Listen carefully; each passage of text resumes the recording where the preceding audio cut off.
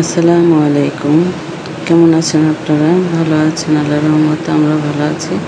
তো একটা টিপস নিয়ে আসলাম আপনাদের সঙ্গে। তো আমি তো দেখেন এটার কিন্তু অনেকটা দাগ হয়ে গিয়েছে। এটা দিয়ে রুটি বানাই, রুটির তাওয়া। আর মাঝে মাঝে কিন্তু লার্কি চুলাও এই রুটিটা ভাজে এই তাওয়া দিয়ে। তো কীরকম কালো দাগ হয়ে গিয়েছে। তো দুটা জিনিস দিয়ে এই কালো দাগগুলো উঠিয়ে ফেলবো।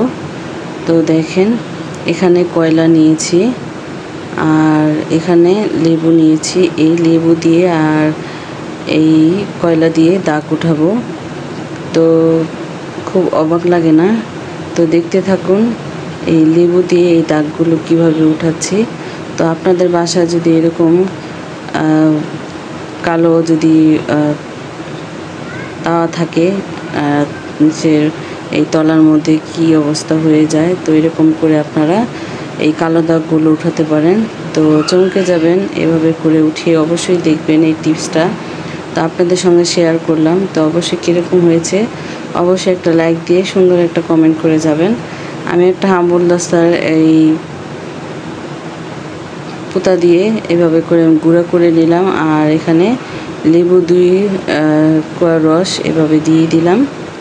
তো এটা দিয়ে এই তাওয়ার যে কালো দাগগুলো আছে এগুলো উঠিয়ে ফেলবো দেখেন। আর এখানে আমি একটা ছোবা নিয়েছি দেখেন। এই ছোবাটা দিয়ে এভাবে করে আমি ডলে ডলে এই যে উঠিয়ে যাবে দেখেন কি সুন্দর করে। আর এখানে কোনো সাবানও লাগলো না।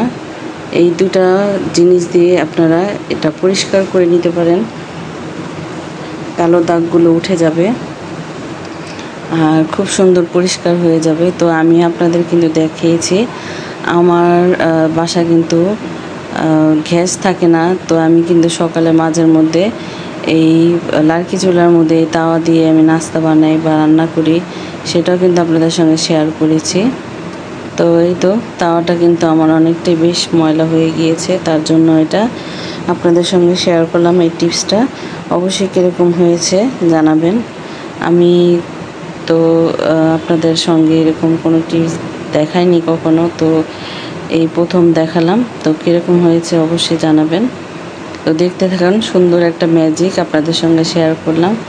তো আপনারা বাসায় এভাবে করে ট্রাই করতে পারেন, কালো পাতিলার দাগ এভাবে করে উঠাতে পারেন আপনারা। তো আপনাদের কাছে যদি ভালো লাগে অবশ্যই কমেন্ট করে জানাবেন, তাহলে আমি আরও টিপস আপনাদের সঙ্গে শেয়ার করব। তো দেখতে থাকুন এভাবে করে এই যে কালো দাগগুলোর মধ্যে এভাবে করে আমি এরকম করে ঘষে নিচ্ছি। তো অনেকেই আছেন তারের ছোবা ব্যবহার করেন, সাবান দিয়ে এভাবে করে ডললেও কিন্তু উঠে না। তো আপনারা এভাবে করে দেখেন, ট্রাই করতে পারেন। খুবই সুন্দর, আমিও দেখে অবাক হয়ে গিয়েছি। তো এই টিপসটা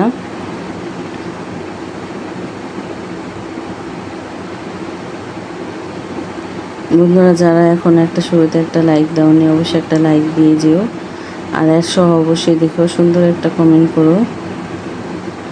এভাবে করে ঘষে নিব আমি। অনেকটাই দেখেন, অনেকটাই কিন্তু উঠে গিয়েছে, দেখে কিন্তু বোঝা যাচ্ছে।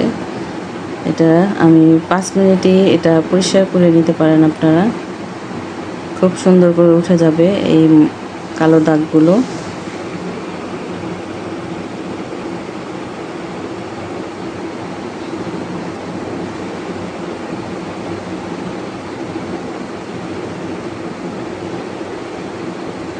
তো আমি একটা টেবিলের মধ্যে রেখে এই ভিডিওটা করেছি। আমার কিন্তু রান্নাঘরে এরকম আপনাদের মতো এত সুন্দর বেসিনও নেই।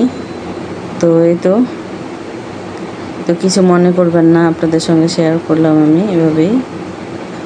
তো এই তো দেখেন আমি কিন্তু অনেকটাই এভাবে করে ঘষে নিয়েছি।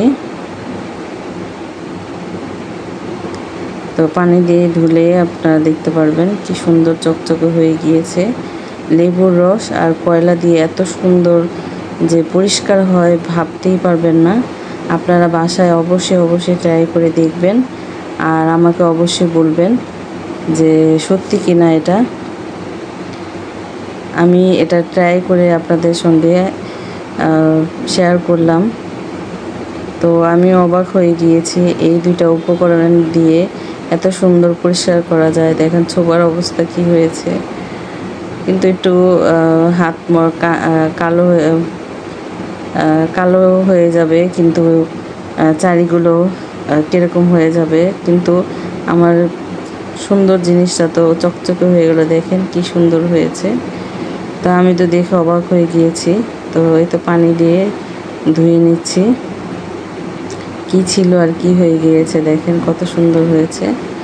তাই তো আমি পরিষ্কার করে পানি দিয়ে পরিষ্কার করে ধুয়ে নিচ্ছি।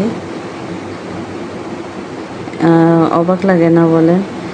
এই দুটো উপকরণ জিনিস দিয়ে এত সুন্দর হয়ে গেল, খুবই সুন্দর হয়েছে। আর ময়লা দাগগুলো কিন্তু উঠে গিয়েছে, দেখতে পারতেছেন। আমার এই টিপসটা কীরকম লেগেছে অবশ্যই জানাবেন।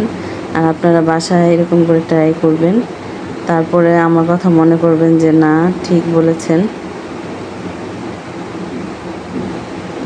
এই তো পানি দিয়ে আমি ওয়াশ করে নিচ্ছি। দেখেন কি সুন্দর হয়েছে না? এই দুটো উপকরণ দিয়ে এত সুন্দর হয় আমি ভাবতেও পারিনি। তো আপনাদের কাছে একটা ম্যাজিকের মতো একটা দেখালাম, দুটো উপকরণ দিয়ে এত সুন্দর করে পরিষ্কার করা যায়।